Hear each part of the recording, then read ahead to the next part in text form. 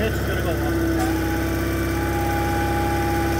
Lower stays still. 3-point hitch is going to go down. Lower stays still. I can switch this. 3-point hitch will stay there. This will give you a 3-point hitch. This is the only way to roll. Otherwise, it's a giant inconvenience and a pain taking attachments on and off and only being able to use one attachment at a time. This is our selector valve kit style 1 location. Style 3 we have is mounted underneath by the foot platform. So it's the same purpose, just a different location. Depending on your tractor model or the foot floorboards, you can put them here. Or normally if you engage this lever here, your mower deck would go up, and if you had 3-point hitch, so would your 3-point hitch at the same time. And if you push down, they both would go down at the same time. With the factory setup, that's how it works, and it's kind of inconvenient.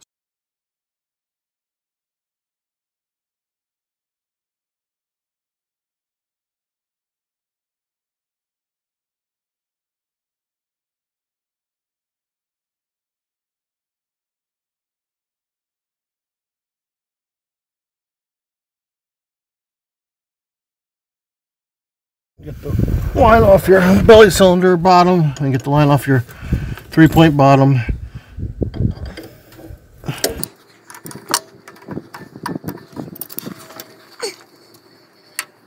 At one point you may have to install the provided fittings onto your cylinders.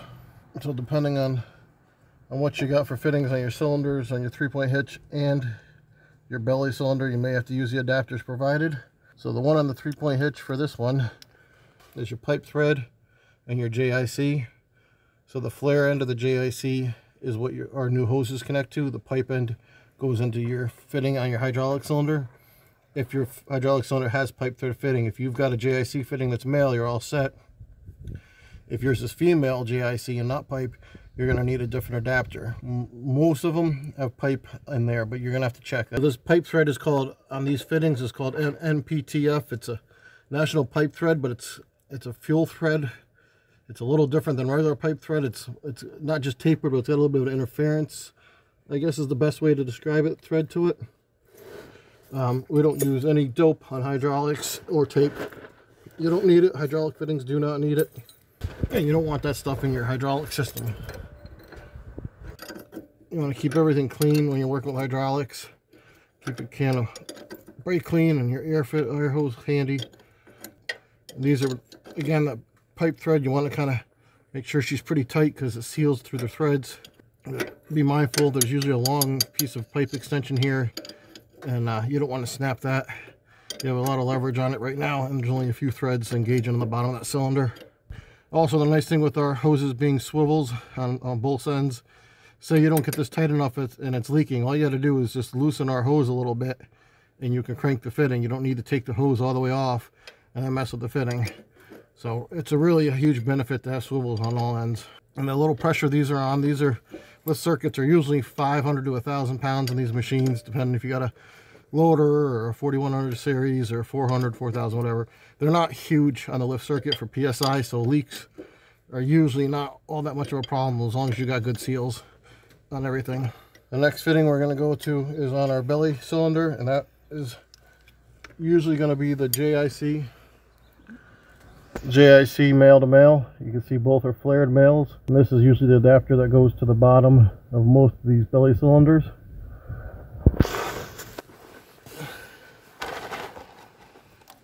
As you can see, it's threaded in my hand. Both sides are the same.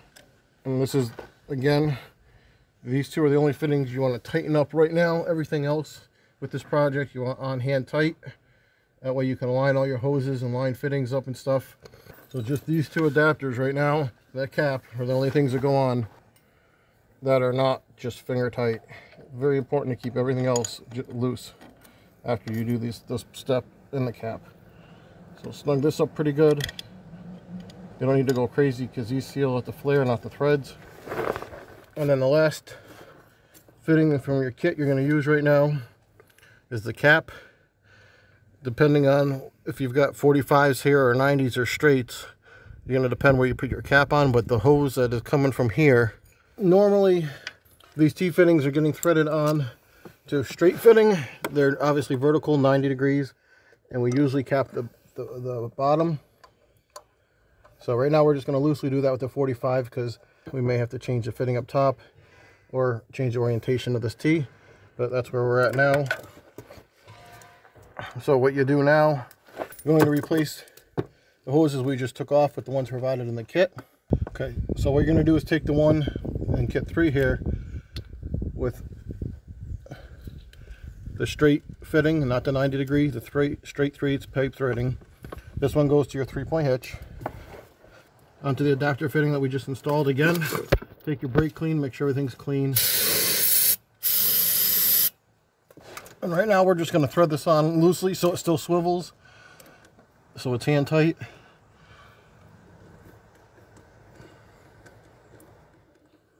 So again, you just want this finger tight so it'll swivel still. Obviously keep the other end with the cap on if you got a cap, or out of the dirt. And right now we're just going to hang this out of the way. And then we're going to go to our mid-lift hose and do the same thing with our new mid-lift hose provided with the kit. And that is your next longest hose that's got the 90 degree fitting on it. And then this one, you're going to do the same thing and route however you choose to route. You can go over this bar here if you want, under it, if you're going to tie it up off. If you want to go over, just make sure when you're going through here you keep the fitting clean. You want to put a cap or a plug on it or a piece of tape, you can do that.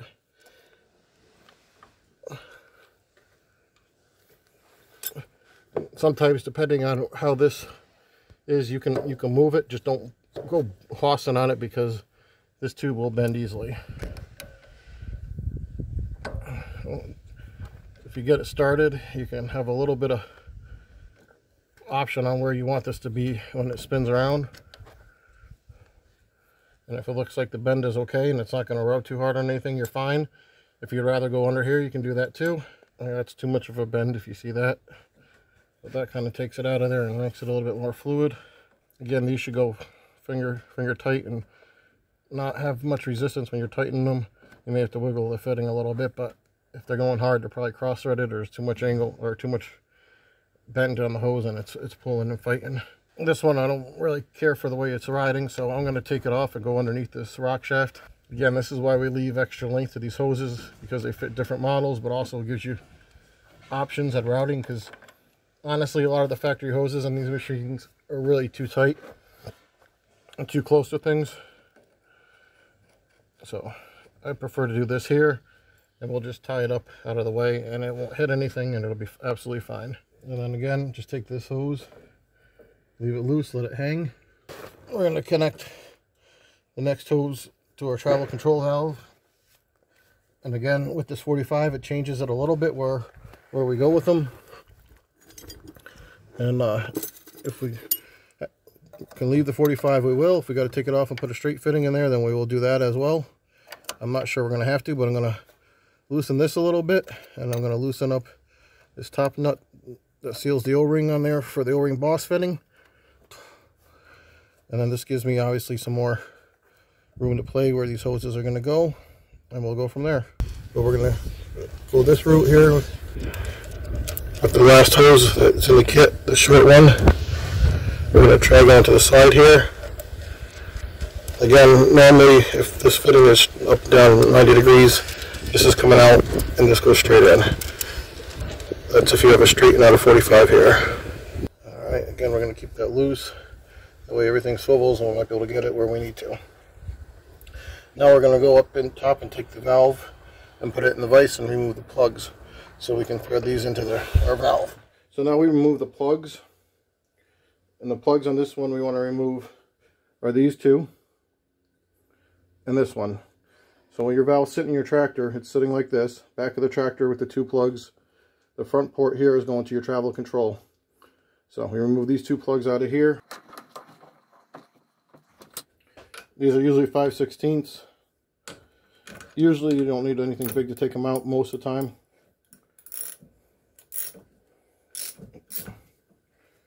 Just pop these out, you're not going to need them.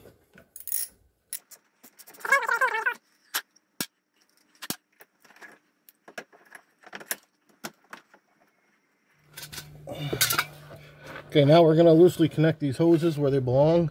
So the side with the two threaded holes is the top. You notice down here, there's only one threaded hole. 2 threaded holes is where your knob goes. Okay, the 2 ports are facing rearward, and then this port is facing forward. The plugged port faces the frame, and your approximate location is going to be here, obviously higher up as the knob is going through the floorboard.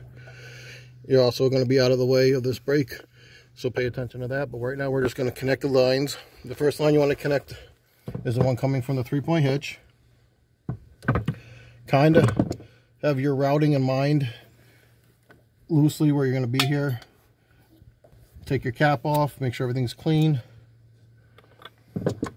Again, these are swiveled. That's a nice part. Makes this installation much easier.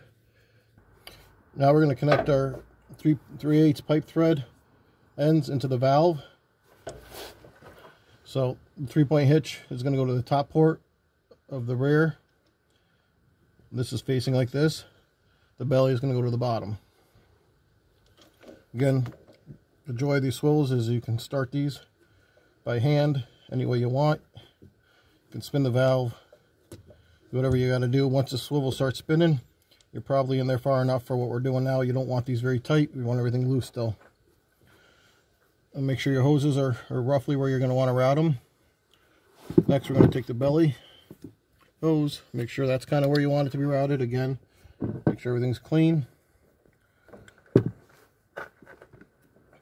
We give you enough room with the hoses lengthwise that you can do these without having to hold it over your head in tight, cramped places.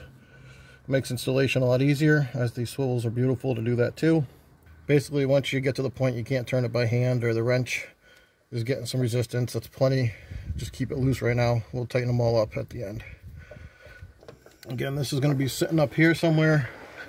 We can definitely get it on here now. Just our final mounting, I'm not 100% sure what it's going to want to do for positioning, but we'll get it started.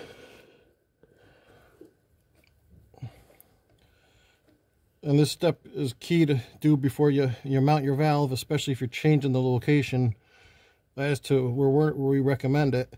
That way you know you got enough hose to do what you got to do. If you drill your holes and everything and you change the location from our recommendation, your hoses might not fit.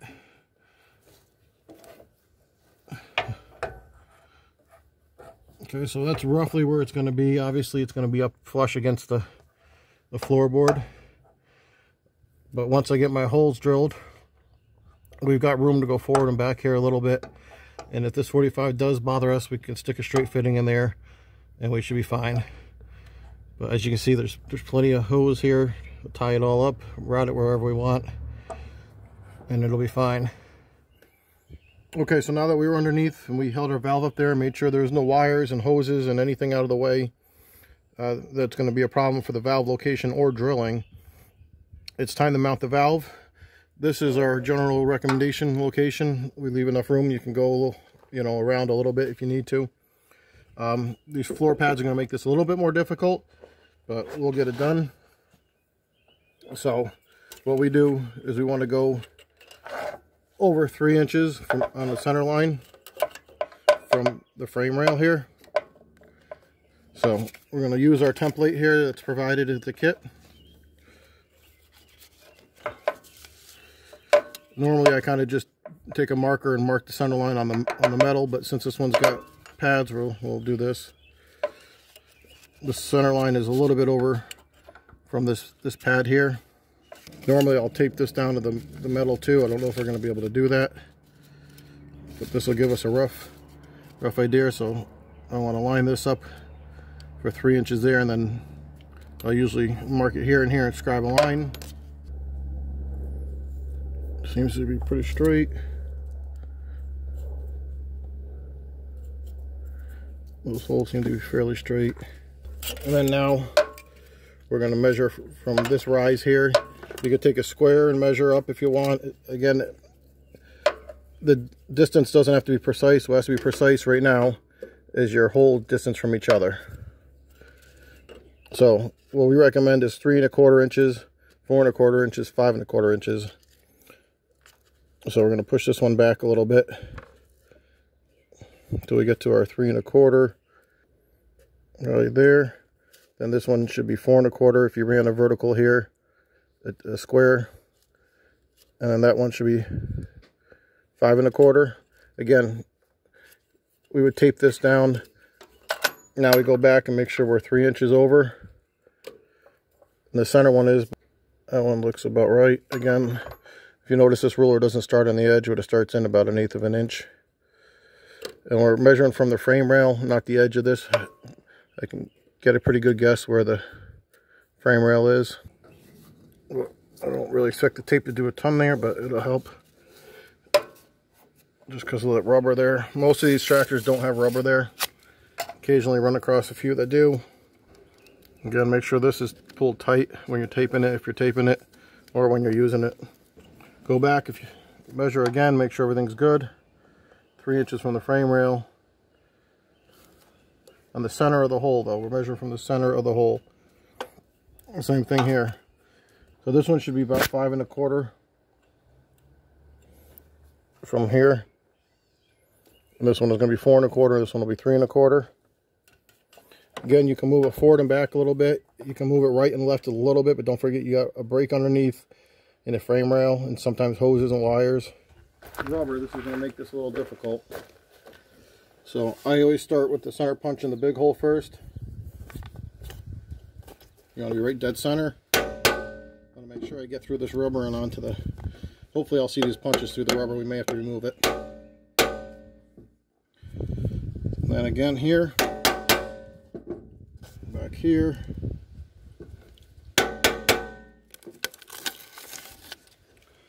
I can see those punches.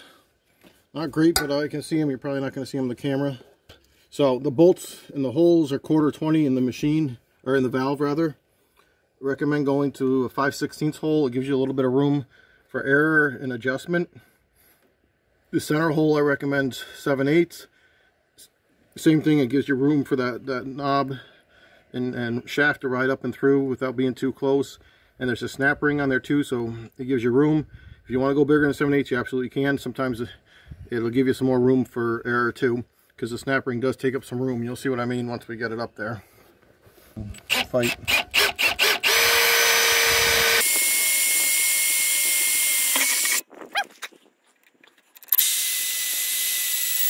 The next step is where I fear this rubber is going to be a disaster. And normally when we drill big holes, bigger than 1/2 inch, we don't tend to use drill bits most of the time. They use these awesome carbide tip hold saws. These will go through 1-inch plate, sheet metal, whatever you want. Or we got big reamers. Reamers are the most accurate way to drill a hole. You start with a small hole and then use a reamer for the final dimension. But the hole saws for stuff like this are absolutely fine and they're quick.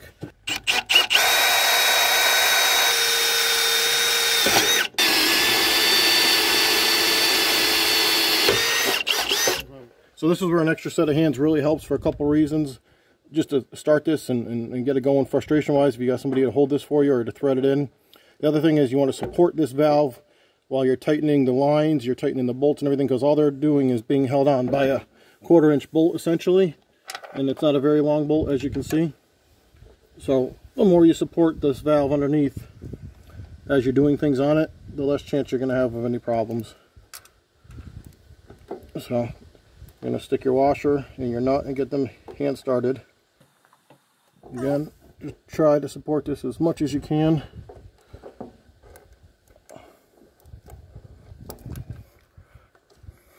And then these you don't want to tighten up too much, but you definitely need to get them snug. Try to get your hole there a little, the center hole centered in their hole. The rubber is a little smaller than the hole is here, but I think we'll be fine. You might have to open the rubber up. Again, I'm pushing up from underneath and drawing these bolts in. You want to get them snug before you go too tight. You want to make sure your knob pushes and pulls like it should. Again, your snap ring here spins around. So if you need to get it in a spot where you're centered, this rubber is just kind of a pain in the butt, to be honest with you, but you're going to make sure this goes up and down fully. You want that snap ring to go through and hit the valve. Make sure it's not hitting the floor pan. Underneath, when you pull it up, you want to make sure the snap ring's in the bottom of the valve, so you have full control. This seems to be alright. If your snap ring catches, Sometimes you can just rotate this and it'll be fine. Other times you may have to open up that hole. But that's how you mount this. And then we'll go underneath and continue. So now that this is mounted securely and firmly, we recommend you put a bracket here from your frame going underneath here. You already got one hole. You could just run a bolt, just a piece of angle iron or even some sheet metal bent, and attach it to your frame, either weld it or you can self-tap it, or there are holes here. Or you can come off of here if you want, because this plane is pretty similar to the bottom of the frame or the footrest. And it just gives this thing a little bit more support. Most of the time, if you're not doing a lot of traveling in the woods and going to get branches and stuff kicked up here, you'll be okay, but a little extra protection helps. And it just makes this a little bit more rigid because you just got those 2 1/4-inch bolts under there. So that's just an option if you want to do it. We recommend doing it. Now we're going to tighten up all our fittings. And obviously you don't have to watch us do everything, but you're going to want to go and do your fitting going into your 3-point hitch. So now all these get tight, final tight. And then you're going to do your fitting on your mid-lift that you loosened up and connected your new hose to. And then you're going to go and do all your T-fittings. So make sure your cap's tight, your line coming into your T, your swivel on your T, and also important up here if you loosened it so you can position it. This 45 worked out fine. We didn't have to change the fitting, as you can see. And the other thing, these swivels allow these lines to move and do what they got to do. Once all your lines are tightened up, then you could take the provided zip ties and mounts and tie off your hoses or run your hoses any way you want to. Obviously, try to keep them off from rubbing on anything. And you can move fittings around, and since these swivels move, you can position your hose where you want. And then when you get your hoses tightened up, then go back to your valve and usually make sure you're holding this as you're tightening, because you don't want to be pulling on just those 2. So you want to support this as you're tightening these fittings. You don't want to be wrenching on this thing and just having those 2 bolts through that piece of sheet metal supporting it. So obviously, you know, pull this the opposite direction your wrench is going. And then you tighten these. These are 3 1/4 inch, by the way. And then your swivel will still swivel and have some play when you're tight. So just realize that. So don't think that this has to get tight on this end in order to be fully tight. On these ends, the swivel doesn't swivel anymore. On these small JIC ends. But this end will have a little bit of swivel still when they're tight. So these threads are actually doing the sealing. So these are tapered. As it gets tighter, your threads are going to seal and you'll know it. So you want to get these pretty tight, but obviously don't get too excessive. You can always tighten them up if you got a slight leak as you're going down. And again, just make sure everything's loose of brakes, your brake linkage. These aren't hanging where tire chains will catch them. And you should be good to go. And then you'll be able to enjoy your independent operation from your front and mid hydraulics to the rear. So a tip for tightening these back ones, you can take the tire off. If your tire's off while you're doing this, obviously you can jack this up and be safe while you're working on it, but it helps to get this up off the ground. We got it on ramps while we're working on it. But if your tire's off, you'll be fine. If not, and you don't have angle wrenches, if you just back this fitting out and tighten your top one first, you can get to it with this hose out of here. I'll show you what we mean. I know a lot of you guys don't have angle wrenches, or if you didn't take your tire off when you jack this up, then this is just a quick, easy, time-saving tip, and you won't fight it. So obviously don't tighten the bottom one first, tighten the top one, take this one out, and then you can get your wrench right on there with this bottom one out, and put your bottom one on, and then tighten your bottom one. Just a little tip.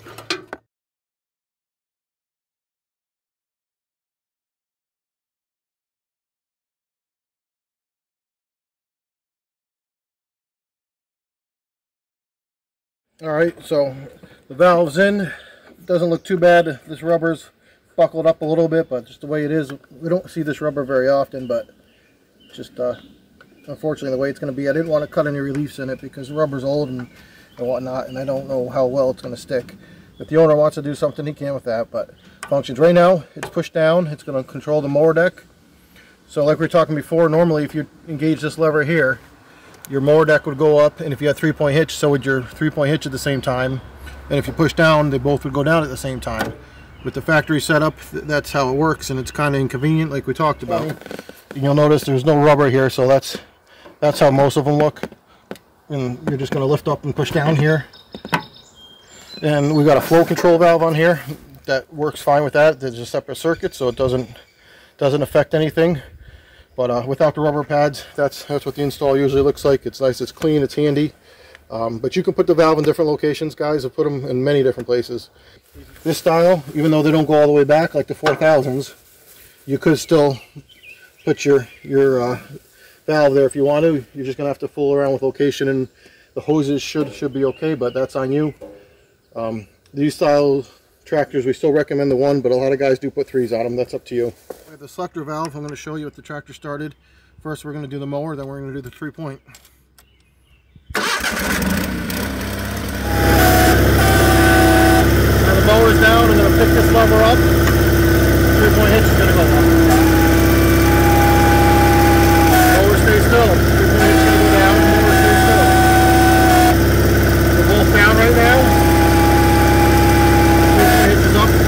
Switch this, 3-point hitch will stay there, this will go up and down. I can do the opposite, I can lock the mower up.